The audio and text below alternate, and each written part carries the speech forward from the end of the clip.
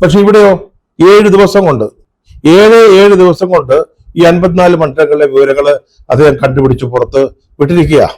അപ്പൊ അദ്ദേഹത്തിന്റെ ഈ ഇലക്ട്രോണിക് രേഖ കിട്ടിയോ? അത് കിട്ടിയാൽ പറ്റും.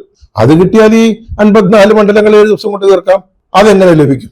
അത് പാർട്ടിയുടെ കൈവശമില്ലല്ലോ. അത് BJPയുടെയോ കോൺഗ്രസിന്റെയോ സമാജ്വാദി പാർട്ടിയുടെയോ TMCയുടെയോ ഒന്നും കൈവശമില്ല. അതുള്ളത് ഇലക്ഷൻ കമ്മീഷന്റെ കയ്യിലാണ്.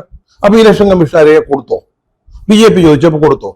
ഇപ്പൊ ഈ ബാംഗ്ലൂർ സെൻട്രലിലെ ക്രമക്കേട് സംബന്ധിച്ചുള്ള പത്രസമ്മേളനത്തിന് ശേഷം രാഹുൽ ഗാന്ധി എന്താ പറഞ്ഞുകൊണ്ടിരിക്കുന്നത്? നിങ്ങൾ ഇലക്ട്രോണിക് വോട്ടർ പട്ടിക ഒന്നാ അതിന്റെ കോപ്പി തന്നാല് നിമിഷ നേരം കൊണ്ട് അല്ലെങ്കിൽ 15 മിനിറ്റ് കൊണ്ട് പ്രധാനമന്ത്രി നരേന്ദ്രമോദി 3ാം തവണ പ്രധാനമന്ത്രിയായിരിക്കുന്ന വ്യാജ വോട്ടുകളുടെ പിൻബലത്തോടെയാണ് തെളിയിക്കാമെന്ന കൊടുക്കുന്നില്ലല്ലോ. പിന്നെ എങ്ങനെ BJPക്ക് ഈ 54 മണ്ഡലങ്ങളിലെ വിശദാംശങ്ങൾ ലഭിച്ചു, ഇലക്ട്രോണിക് രേഖകൾ ലഭിച്ചു? അതല്ലാതെ അവർ എങ്ങനെയാണ് ഈ 7 ദിവസം കൊണ്ട് ഇത്തരത്തിലുള്ളൊരു കണക്കുണ്ടാക്കുന്നത്? അതാണ് സംശയം.